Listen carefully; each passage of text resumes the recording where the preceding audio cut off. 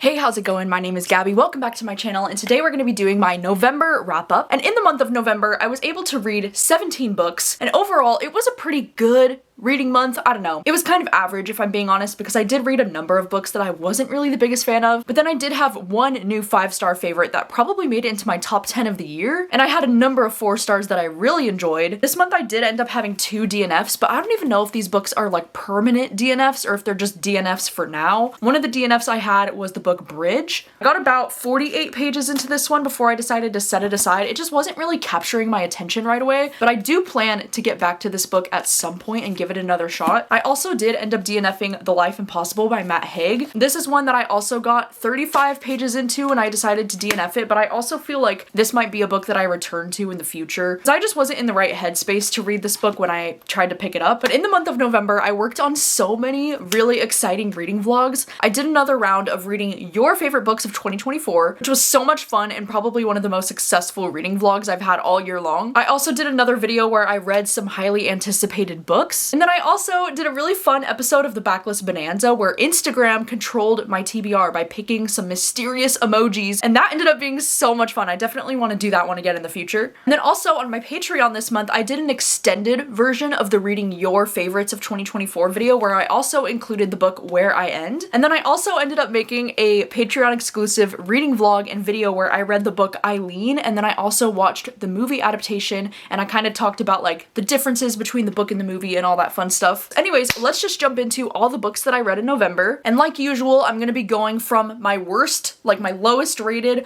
all the way up to the best and my highest rated. I did have quite a few books that I rated pretty low this month, so it was kind of difficult to pick which one of these is my least favorite. But I think Fight Club, sadly, is probably my least favorite thing that I read this month. This is a book that I read for the Backlist Bonanza episode. It's a book that I've been wanting to read for such a long time because not only is it kind of, considered a classic, I mean, it did come out in the 90s, but I've never read anything from this author, and I've just been really looking forward to finally reading Fight Club. And I guess I was so let down because I've been so excited about this book for years now. This was just really not my thing. We're following our protagonist who meets this character named Tyler Durden, who is just this very dangerous, crazy man to be around. And Tyler introduces him to this thing called Fight Club, which is basically like where a bunch of men go to the basements of bars and they fight until they can't anymore. And the first rule of Fight Club is that you don't talk about Fight Club. I just feel like for me, this book was written in a way that felt very pretentious and just very obnoxious. It kind of felt like one of those books that's like a dude bro book, if you know what I mean?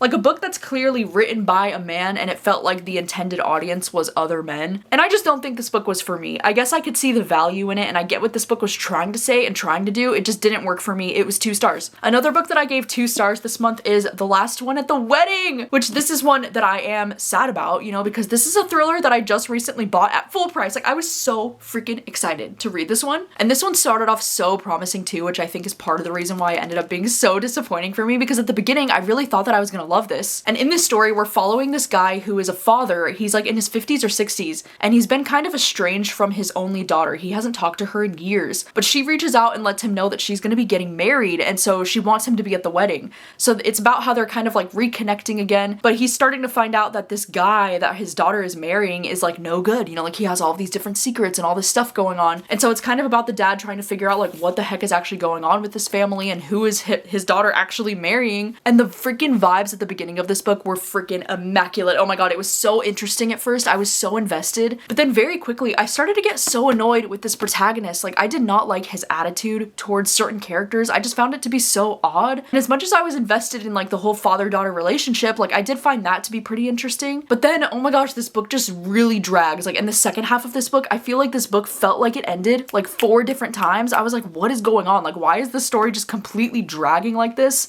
I didn't think that there was anything shocking or interesting happening at the end of the story. And by the time it ended, I was like, thank God it's finally over. Like I was so over it by then. So sadly, this one was another 2-star for me. Another 2-star book that I had this month, which is just like a dagger through my heart because it's my book troop pick, is Someone in the Attic by Andrea Mara. I think I decided to give this one 2 stars because this is another book that I was really disappointed disappointed by because I do feel like there was some potential here in this concept. Like the idea of someone or something living in your attic and you don't know about it. That is so creepy. It's so weird. There was some really great setup in this book and some really creepy moments. I was thinking to myself like, oh my gosh, I'm gonna love this. Like this is gonna be right up my alley. And then no, this book was just so disappointing for a number of reasons. I will have the link down below for the live show if you missed it, because by the time I do post this wrap up, the live show will have happened. The freaking twists at the end of this book were so obvious. Like it was just so obvious to me what was going on. And I thought our main character was so oblivious and so naive and like she just would never listen to her children. It was very frustrating to read from her perspective. And I just really wanted so much more from this at the end of the day. So it was 2 stars. The only manga that I ended up reading this month was The Summer Hikaru Died Volume 3. This is one that I was able to get checked out from my library. And this is the 3rd volume in a series that I've been really enjoying for the most part. It's kind of like a queer monster horror type of romance between these 2 young boys. But I've got to say this one has got to be like my least favorite volume in the series so far, almost to the point where now I'm not even sure if I want to continue reading the series anymore. I ended up giving this one 2.5 stars. I find that in this series, some scenes for some reason for me are just really hard to follow, like what the fuck is even happening. I don't know why that is, if it's like the specific style of manga that I'm just not connecting with this as much,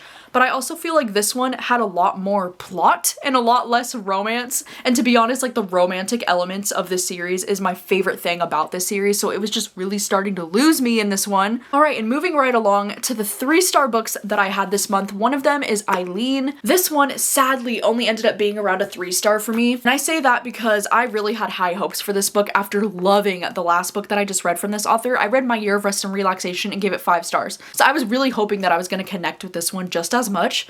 And you know, the wild thing is that when I started reading this book in the first like 60-ish pages, I thought that I was going to give this 1 star. Like I was hating it at the beginning of this because this character Eileen is just so ridiculous and like I just did not like following from her perspective. She was giving major like, oh, I'm just not like the other girls vibes at the beginning of this book. And the amount of times that she talks about her nether regions and her bowel movements, I was just like, Eileen, like TMI, I don't need to know all this. But I think this story got a lot more interesting once we get introduced to this character named Rebecca. And then it almost kind of becomes the story where Eileen starts to become obsessed with this woman named Rebecca. And that's where the story really hooked me, because I do love stories like that where a character is getting obsessed with another person. So that aspect of the book really did work for me, and I found a lot more enjoyment in that aspect of the story. I do think that the book is better than the movie, if you were wondering. But at the end of the day, this one was still only a 3-star for me because of how much I wasn't liking it at the beginning. But I do think the ending is very worth it. I thought the ending was redeemable and interesting, and I liked where the story ended up going. There was even kind of like a twist. I don't know if you would call it a twist. I mean, on the back of this book, it literally says a Hitchcockian twist, which I think that's exaggerating a little bit. Like, I don't think it's that crazy, but I was just kind of surprised by one element of the plot where I didn't really see it going that way, and I was like, oh, that's interesting. So the second half of this book was so much better than the first half in my opinion. And then another book that I am devastated that this only ended up being 3 stars for me is Not Another Love Song by Julie Soto. So you might know that earlier this year I read Forget Me Not by Julie Soto, and I was obsessed, like such a 5-star instant new favorite. So because Julie Soto published a new romance book this year, I literally ran to Barnes & Noble and bought this book because I thought that I was gonna love this one just as much. Just didn't really love it or didn't connect with it in nearly the same way that I did with Forget Me Not. And in this story, we're following these 2 characters who are more like in the music scene. We have a violinist, Gwen Jackson, and then we have this guy Xander, who not only plays the cello, but he's also a rock star. You know, maybe that's what didn't end up working as much about this book for me, because Xander's character in general, like I just didn't really like him that much, if I'm being honest. Like I thought he was kind of rude, and like I just didn't like the way that he would talk to her sometimes. Like I don't know, there was something about his character, like I could not get on board with him. So I think that's part of the main reason why this book didn't end up working for me very much, unfortunately. And then also like our main character, I was connecting with her a lot at the beginning of the story, but then as the story was progressing, I just found her less and less interesting and less relatable the more that we went on. And this book started to fall into the whole like, oh my god, starting to skim the sex scenes because they got so repetitive. And you know, like that's crazy to say, because in the book Forget Me Not, I remember one of my positive things about it was that I actually really liked the sex scenes, and like they were making me giddy and like blushy and like, like they're so cute. And then in this book, I was like, oh my god, bored, skip, skip, skip. But it's so wild to me how like the same author can have such a different feeling in the next book if I'm just not connecting with the characters. I don't know. This one only ended up being 3 stars. I thought there were some things that I really liked about it, but for the most part, I felt disappointed that I wasn't loving it as much as the other book that I read from this author. Another 3-star romance that I had this month was Must Love Silence by Lucy Bexley. And this is a female-female romance that I've been really excited about for a long time. This was one that I read in the Backlist Bonanza episode. This book first published in like 2020, I think, and this one is an enemies to lovers slow burn. The thing that I thought was the coolest thing ever about this book is that the protagonist is an audiobook narrator. Like, what a fun and cool and unique job. Like, that's basically enough reason for me to want to read this book because that is so cool. And then the love interest in this book is actually a romance author, which is also very fun. She's going to be narrating this author's romance books. And the thing that's like kind of a stretch for me in this book is that, you know, our main protagonist, she lives in Chicago and she doesn't ever really leave her apartment. But then this author lives in New York City and she's like, hey, I'm requesting that you fly out to New York City and you do the audiobook recordings with me in person because she wants to like oversee the process and like correct her in real time if she's doing something wrong. Which like, I do think that's a bit of a stretch. Like, I don't think in any real world like this would be a thing that's happening because like how awkward, because she's like reading these sex scenes that this author has written and she's like staring her in the eyeballs while she's reading them. Like, it's a little intense. It's definitely giving only in a romance book. I still had a fun time with it though, and I think I only ended up giving this one 3 stars because I wasn't like obsessed with the romance. I do like the enemies to lovers thing that was happening between them, but to call this one a slow burn feels like a little bit of a stretch because they definitely have some like lusty, you know, chemistry right away. And I mean, this book is only like 219 pages, you know, so like how much of a slow burn can it really be? But I did really like this one. I think I connected more with our protagonist Reese, who is an audiobook narrator. I didn't connect as much with the author character in this one, but I do love books that follow characters that have kind of like bookish jobs, you know, like I thought it was a fun time. I loved the city vibes throughout this book, whether that was like Chicago or New York City, both cities that I love. Another 3-star romance that I had this month that was a short novella was Cruel Winter with You by Ali Hazelwood. I was really excited because a bunch of romance authors just launched this like Christmas novella romance series.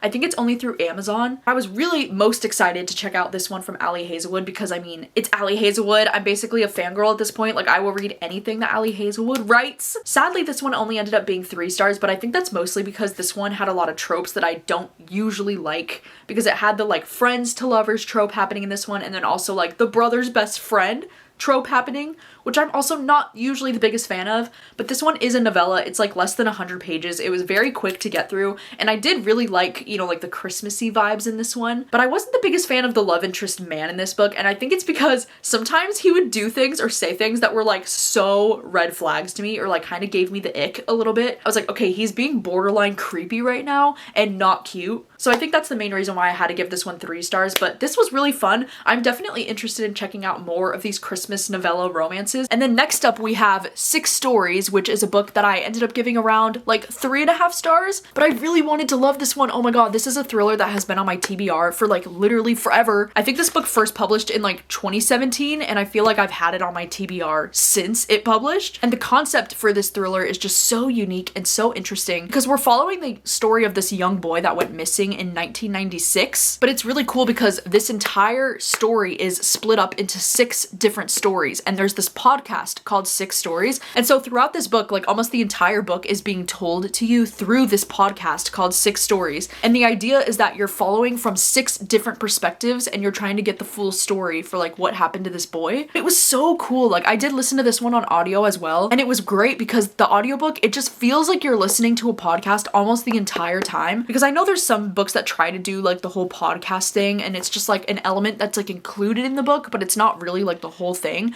Whereas this one felt like the entire story was reliant on this podcast.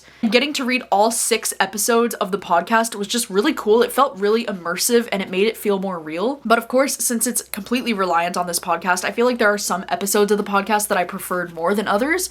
And like there were some episodes that I found to be pretty boring and kind of slow, to be honest. Because I feel like a lot of this story is just about like, oh my god, teenagers being wild and crazy in the woods and like drinking and having sex and doing drugs. But the final episode in this, oh my god, it was crazy!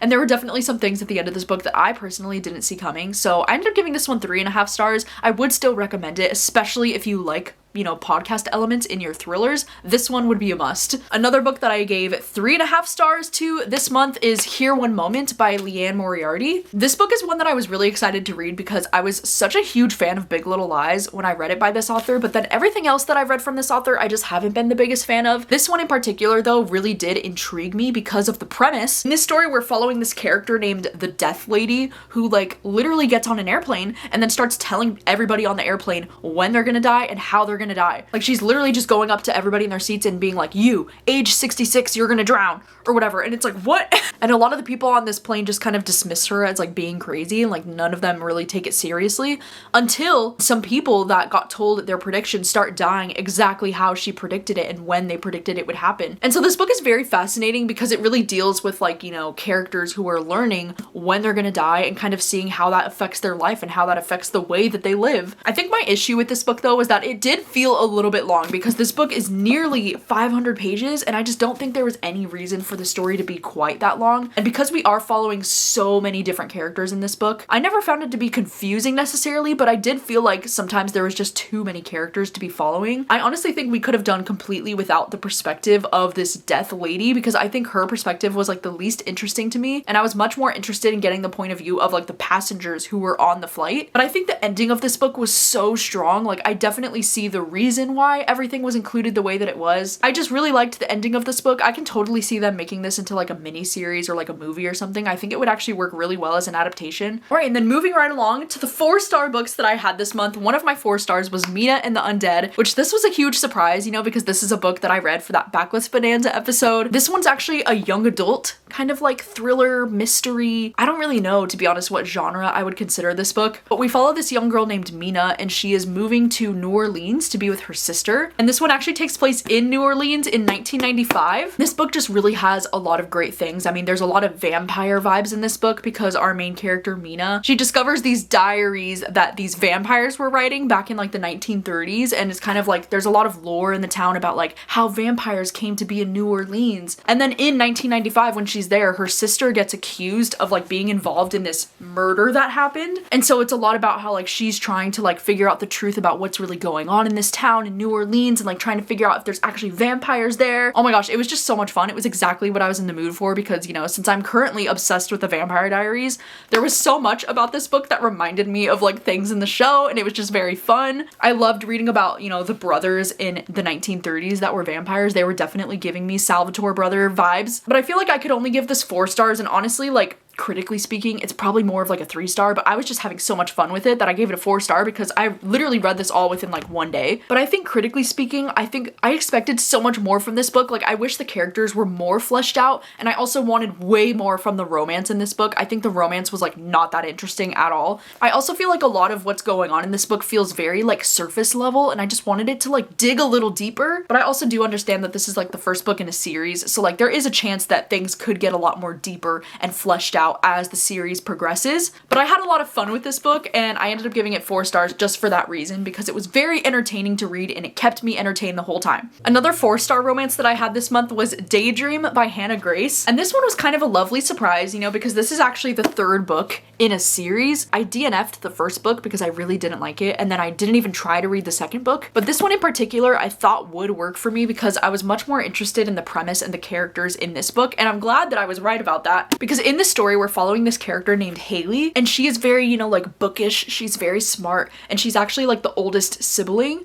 And she feels a lot of pressure because she's the oldest sibling, because her siblings really rely on her a lot. And then the love interest in this book, his name is Henry, and he's the captain of his hockey team. And so he also feels a lot of pressure because he's the captain of his hockey team. And I think that's something that they really relate to each other with, is that they are both responsible for other people in that sense. The thing is that he needs help with some of his classes because he's really falling behind. And so she's going to be helping him with his classes because she's very bookish and very smart. And I really enjoyed this one. I ended up giving it 4 stars because I just thought they were really cute together. They had a lot of really cute chemistry. Like there was a few scenes that I still remember that just like made me blush, like they were cute. I actually really related a lot to some of her conversations about being the oldest sibling and like the responsibility that comes with being the older sibling. I think the only reason why I couldn't give this one 5 stars is because I feel like the difference for me between a 4-star romance and a 5-star romance is that with a 5-star romance, when I'm reading it, I just know in my gut, like it makes me want to like annotate the entire book and like scream about it from the rooftops rooftops,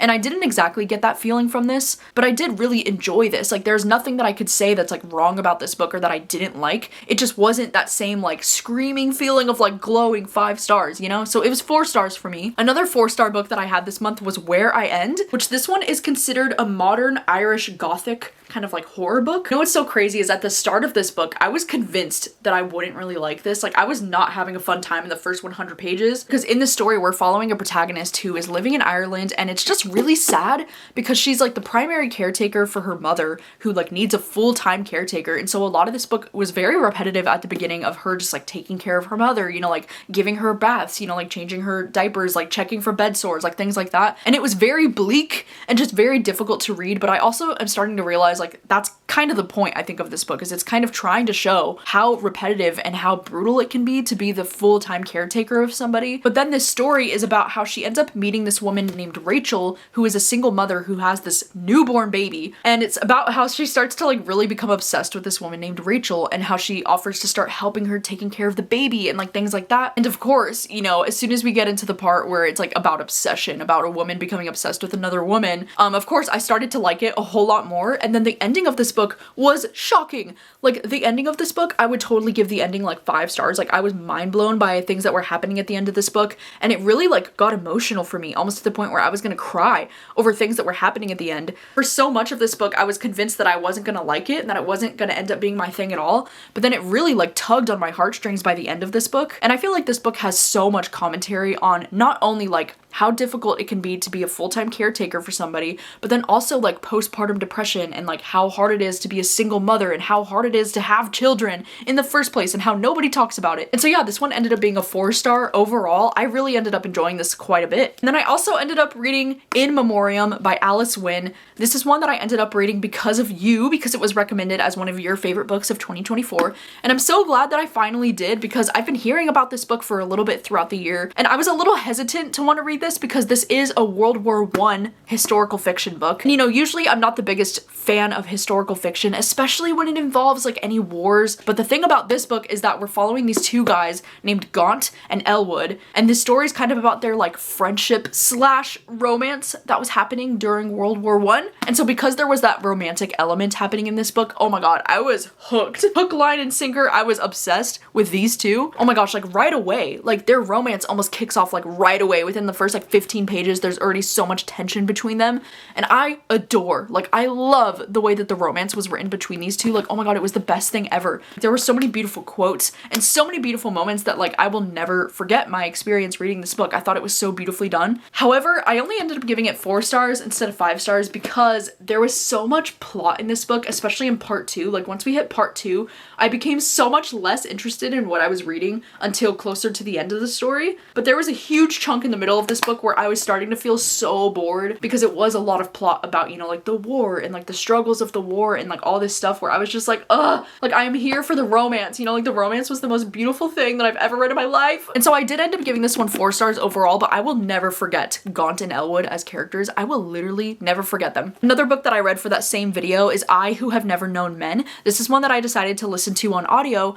and this is a book that first published I think in the 90s, and it was translated. And this is a book that was very interesting because genre-wise, I don't even know how I would describe this. I guess it's more like dystopian. And in this story, we're following these 39 women who are being held captive underground. And what's interesting about these 39 women who are living in this cage is the fact that they only have a little bit of the memories that they had before they came here, but they have no memory of like how they got to be here, and they have no way of like tracking time. I just felt like I read this book at like the perfect time, because I feel like this book really has this message of like trying to find meaning in things where there's like no real meaning, but then also like this idea of like hanging on to hope when there's literally no reason to be hanging on to hope at all, because the world is just so bleak and it will continue to devastate you and disappoint you. And I feel like, you know, with things going on in America right now, I just felt like there was some parallels with this book and like our current day, and I just found that it was really difficult actually and really hard to read this book with everything going on. I also feel like one of the things about this book that stands out the most to me was reading the author's note that's included at the end of this book, and she kind of talks about the reasons why she felt like she needed to tell this story.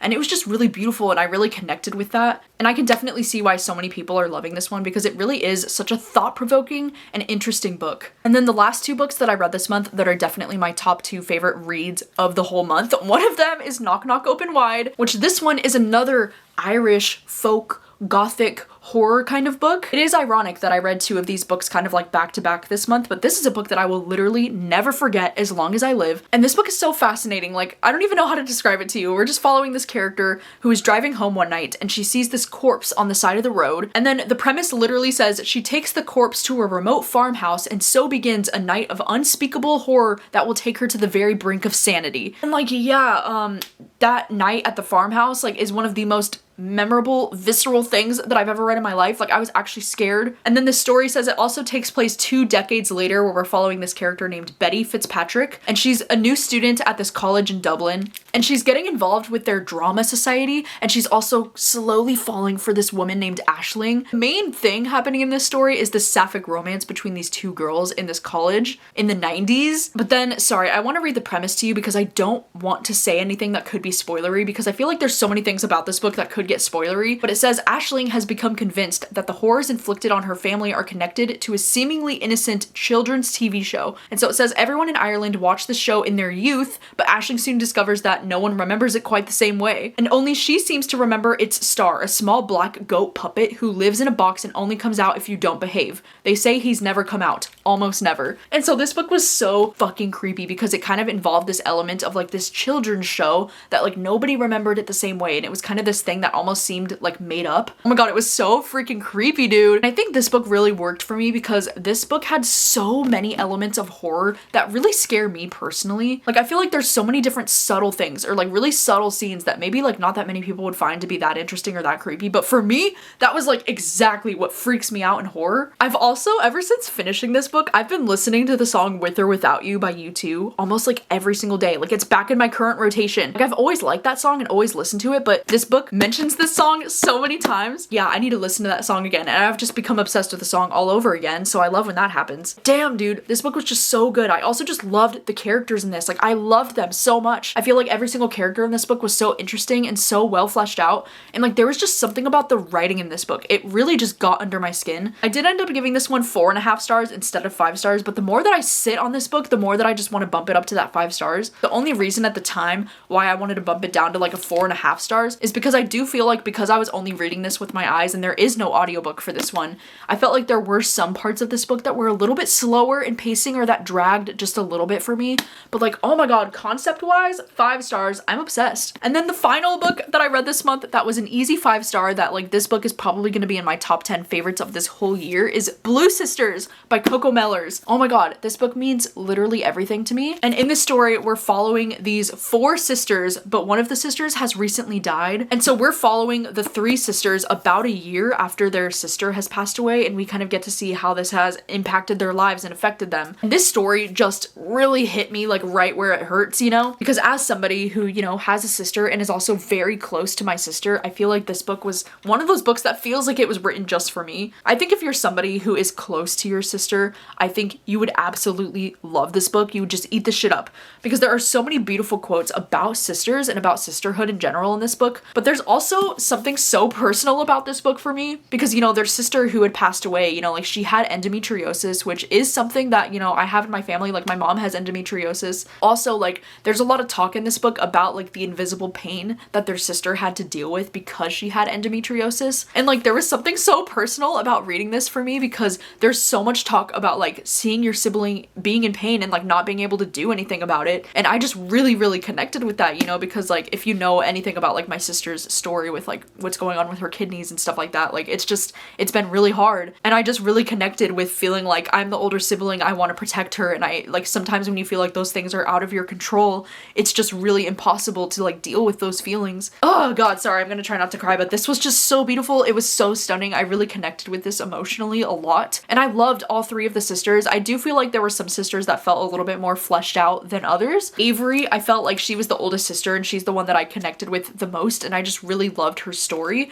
And then also the middle sister, Bonnie, I really connected with her as well. But like, gosh, what a beautiful story. I will never stop thinking about this book, like literally ever. And it's just one of my new all-time favorites. Like, I love literary fiction books like this that are just about sister relationships. I just find them to be so moving, and the writing in this book was just absolutely stunning. Like, I need to read Cleopatra and Frankenstein, which is like the other book that this author's come out with. I need to read that one because of how much I love this. So yeah, that is a wrap on all of my reading for the month of November. It was a really great reading month for the most part, even though November has still been a really fucking hard month. You know, like November has still been so difficult mentally, like I'm not gonna lie. Like November has just not been a great time for me. I mean, October was one thing, like October was really hard to go through, you know, with everything that we went through with Tank and everything, but I feel like November, it's just like hitting me even more, you know, that he's gone, and it's just been, I don't know, it's been so bleak and so depressing over here. So I've just really become dependent on books in this last month more than ever to like really get me through things. And I've just been so grateful to like have books and have all of these stories to like distract me from all of the sadness that's going on in my life right now. But damn, dude, Blue Sisters hit me right where it hurts, you know, like Blue Sisters was so good. You'll have to let me know, how did November end up going for you? How many books did you read in November? What was the best thing that you read in November? Please do let me know because I would love to know. And in a few days, I will be posting my December TBR and like my end of the year video plans and all the books that I want to read before the end of 2024, because holy shit, I cannot believe that we are in the final leg of 2024. Like, I can't believe it's coming to an end so soon. To be honest, I'm kind of grateful for it. Like, I am so over this year. I am ready to start fresh with next year. But you'll have to let me know, how did your November go? And thank you so much for watching. As always, I will see you very soon with another video. Bye.